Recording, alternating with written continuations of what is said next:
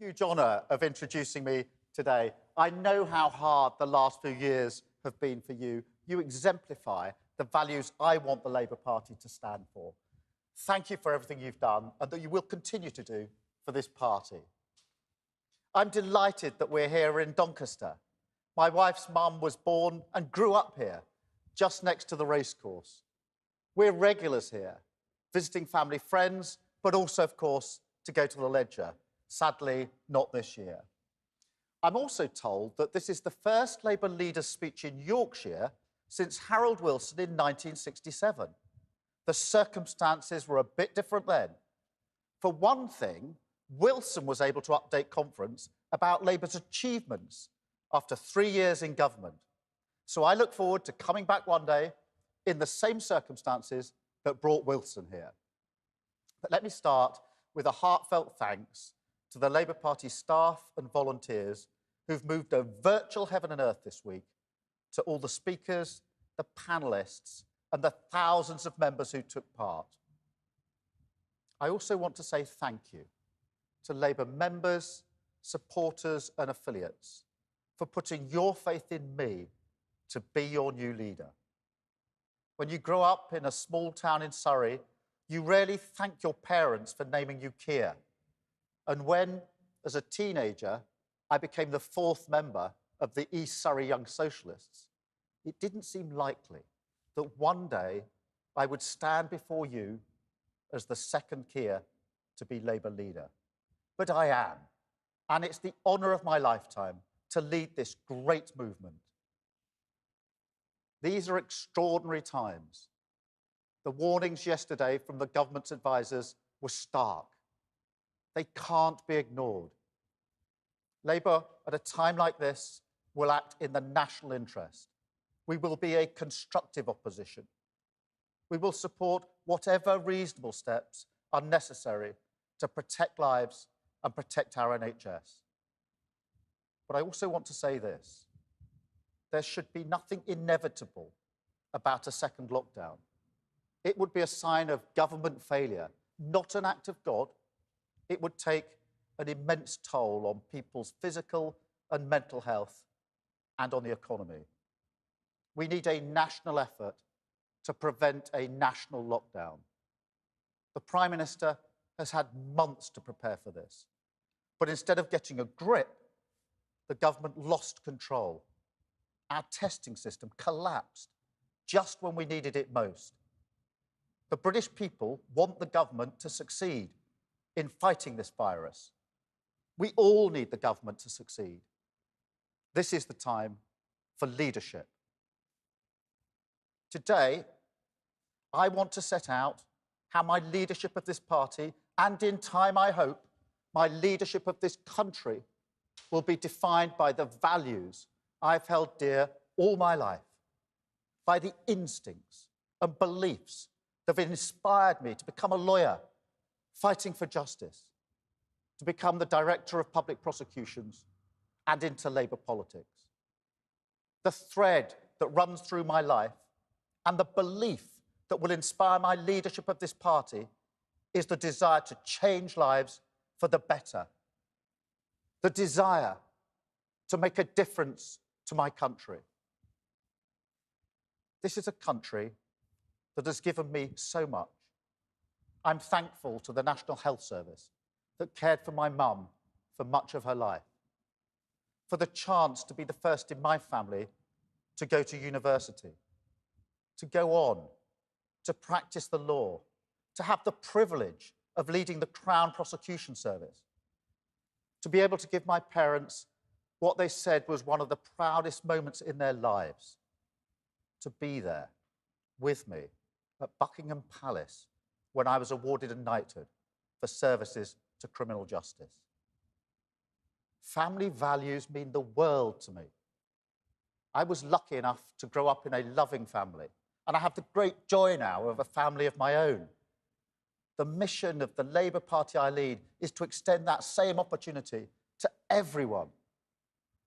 And my vision for Britain is simple. I want this to be the best country to grow up in and the best country to grow old in.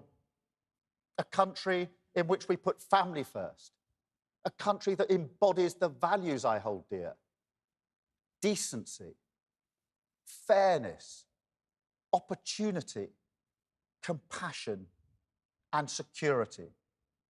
Security for our nation, our families, and for all of our communities.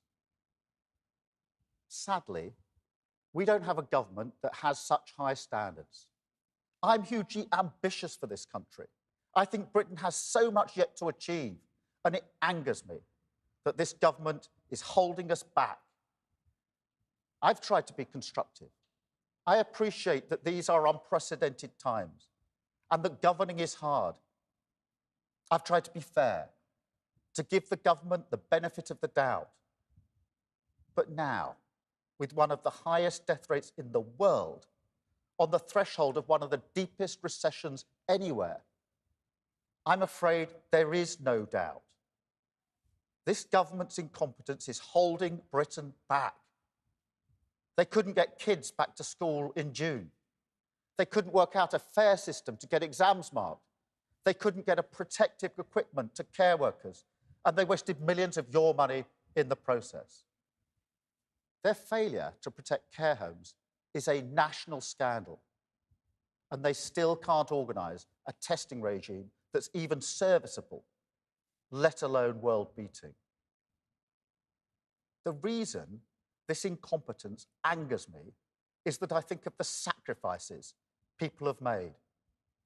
I think of the dedication of all those who've worked so hard to keep us safe, the families that had to stay apart, the grandparents unable to hold grandchildren for the first time, partners denied the chance to be present at scans and births, and in the most tragic circumstances, people robbed of the opportunity to say goodbye to those taken before their time. COVID has made us appreciate what we value, that family really does come first, always, and that the greatest contribution we can make is to care for one another, to be good neighbours, good citizens, to protect those in need and build strong communities. So, to all the care workers, the van drivers, the cleaners, the shop workers, and the lifesavers in the NHS, I just want to say thank you. You changed lives for the better. You made a difference. And it makes me angry that just when this country needs leadership, we get serial incompetence. 6 months in, a cabinet chosen on loyalty alone shows no signs of having learned any lessons from the crisis. Here are 2 things I've learned. First, if you neglect your public services, you won't be ready when a crisis hits. Nobody blames the government for the existence of the virus, but the underfunding of the NHS, the abandonment of social care, and the lack of investment in prevention, that's all on their watch. That's all down to them. And it always ends this way with Tory governments.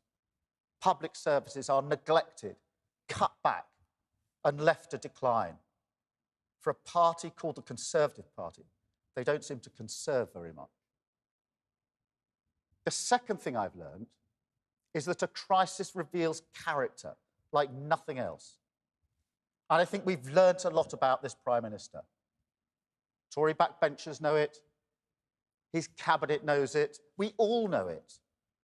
He's just not serious. He's just not up to the job. When he encounters a problem, Johnson responds either by wishing it away or by lashing out. He kept wishing away the problems with testing, pretending they didn't exist. He wished away the problems with the Irish border. Then, when he finally realised what he'd signed up to, he lashed out and decided to break international law. We're all doing our bit to combat the virus by obeying the rule of 6. Meanwhile, the government won't even obey the rule of law. And this is the big difference between the Prime Minister and me. Whilst Boris Johnson was writing flippant columns about bendy bananas, I was defending victims and prosecuting terrorists, while he was being sacked by a newspaper for making up quotes. I was fighting for justice and the rule of law. The grown-up way to deal with Brexit is to negotiate properly and get a deal. And on Brexit, let me be absolutely clear. The debate between Leave and Remain is over. We are not going to be a party that keeps banging on about Europe. The Prime Minister has repeatedly promised that he will get a deal. So go on and get one. British business needs a deal. Working people need a deal. Our country needs a deal. And if the Prime Minister fails to get one, he will be failing Britain. If that happens, he'll have nobody to blame but himself. And he will have to own that failure. It will be on him. We want to get this deal done, and like everybody else, we're growing tired of the Prime Minister's bluster. The arrogance of this government makes me so angry.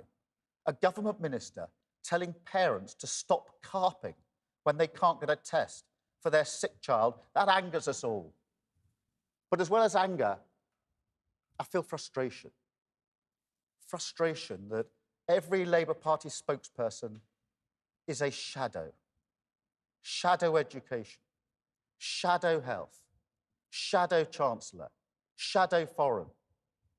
Until we come out of the shadows, this party can't change anything. The promise that brought us into politics to change the country for the better is pointless if all we can do is to object to endless Tory governments. So let's be blunt. Let's be brutally honest with ourselves. When you lose an election in a democracy, you deserve to. You don't look at the electorate and ask them, what were you thinking? You look at yourself and ask, what were we doing? The Labour Party has lost 4 general elections in a row. We've granted the Tories a decade of power. The Tories have had as many election winners in 5 years as we've had in 75. It's a betrayal of what we believe in to let this go on. It's time to get serious about winning. That means we have to change. And that's what we're doing. This is a party under new leadership. I promised on my first day as leader that we will root out anti-Semitism by its roots. We're making progress, and we will root it out once and for all. We're becoming a competent, credible opposition. But that's not enough. I didn't come into politics to be in opposition, and neither did you. I came into politics to change lives. But you don't get the permission to act unless the public trusts you. And we still have a lot to do. I don't underestimate the work that will be needed. But I can make this promise. Never again will Labour go into an election not being trusted on national security, with your job, with your community, and with your money. That's what being under new leadership means. And the best incentive for being deadly serious about victory is to remember why we want to win. I don't want to win power just to be Prime Minister. I want to win because of the country I love and because of the values I hold dear. When you win, you come out of the shadows. You change lives. You make a difference to your country. To do that, we must once again be the party of the whole United Kingdom, the party of England, Wales, Scotland, and Northern Ireland. We must make the case much more persuasively that we achieve more together than we do alone. to stop the nationalists ripping our country apart by design, and to stop the Tories dismantling it by neglect. I'm not the sort of leader who wants to turn the clock back. Times change, and so do political priorities. But let's remind ourselves of what this party can achieve at its best. This is the party that created the National Health Service and founded NATO. This is the party of the Equal Pay Act. And this is the party of the Open University. This is the party of the national minimum wage. And this is the party of the Good Friday Agreement. These achievements show that we inherit a task and a purpose.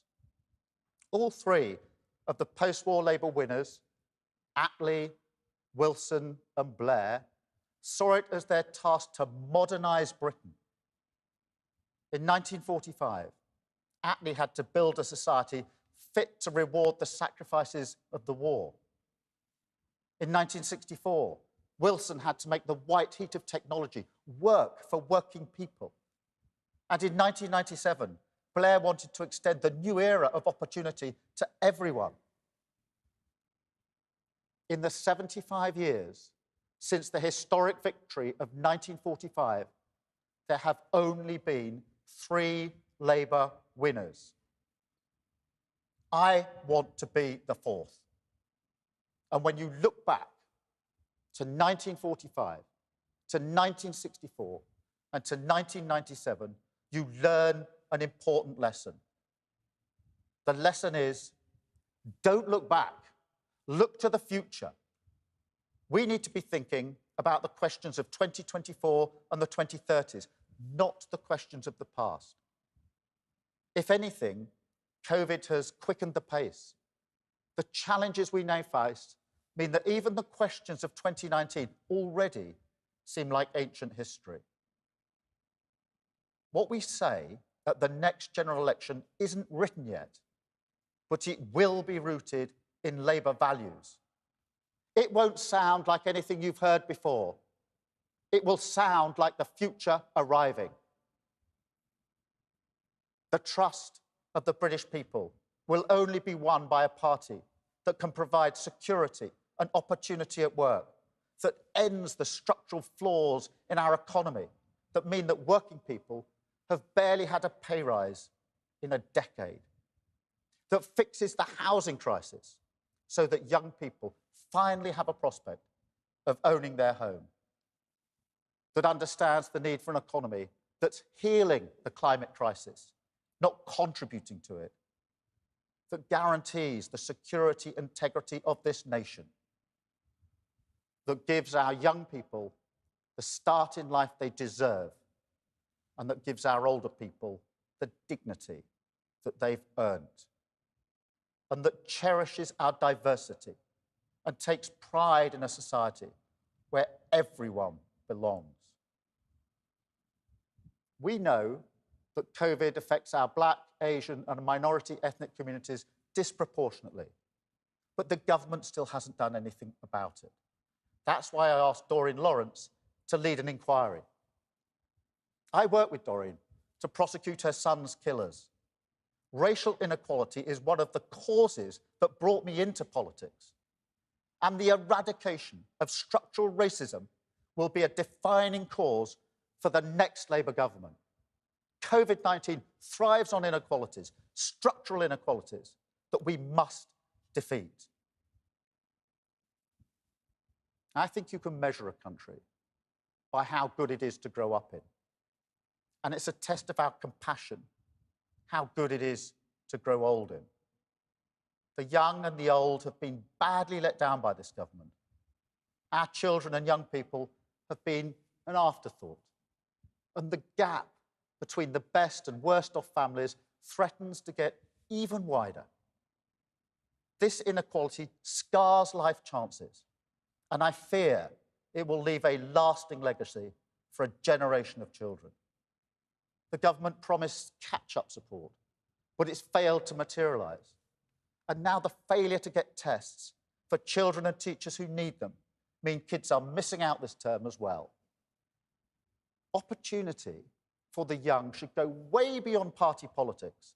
It has to be a national mission to end the deep injustice that a child's future is determined by their postcode, not by their potential. What we need is a national strategy with clear targets to close the education gap at every stage in a life's development. A strategy enforced through an independent body, such as the Children's Commissioner, and embedded in everything that we do. If the Prime Minister won't act, we'll set up our own task force and get on with it. Because if levelling up is to mean anything, it must mean closing the education gap and making sure no child is held back. But above all, we need a government that cares enough to act. Coronavirus has also revealed the perilous state of social care in this country. Families have come under great stress caring for their loved ones. It's hard enough to see your family in pain without financial ruin too. If we didn't realise it already, we've learned that care workers do some of the most vital work in society, yet they're underpaid, under-recognised and underappreciated. Our care workers are heroes, but the social care system in Britain is a disgrace to a rich nation. The Tories have had a decade to sort it out, but they've done nothing.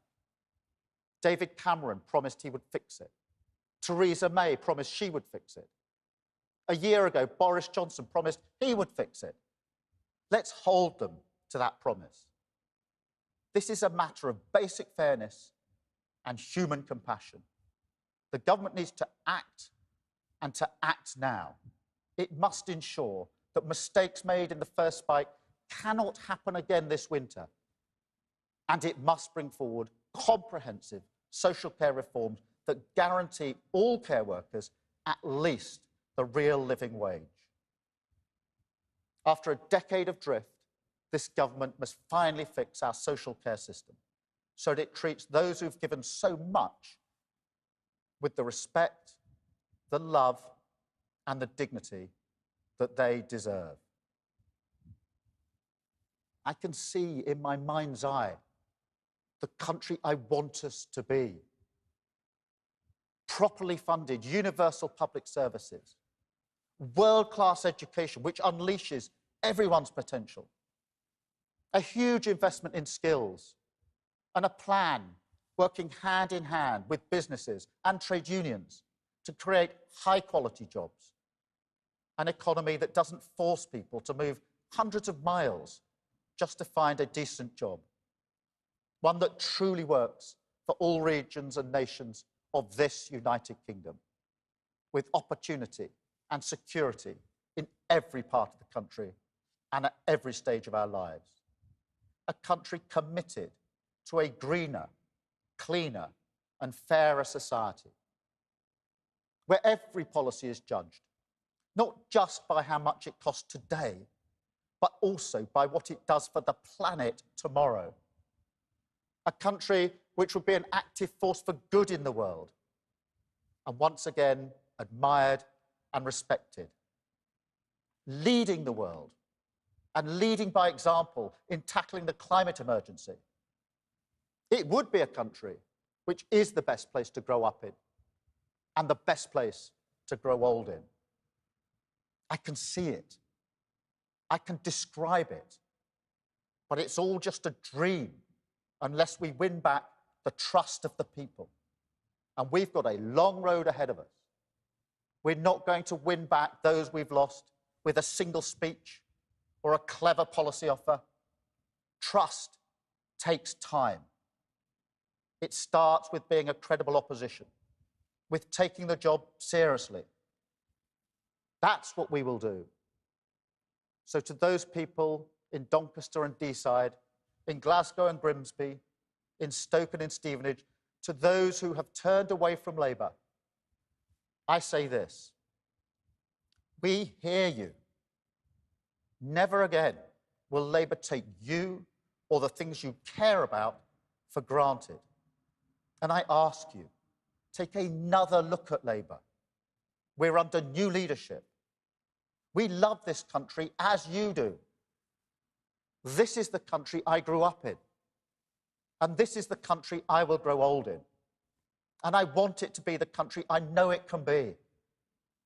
That, in the end, is why I do this. To change lives for the better.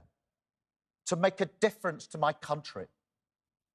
I know the good a Labour government can do. And I'm already looking forward to it. Thank you.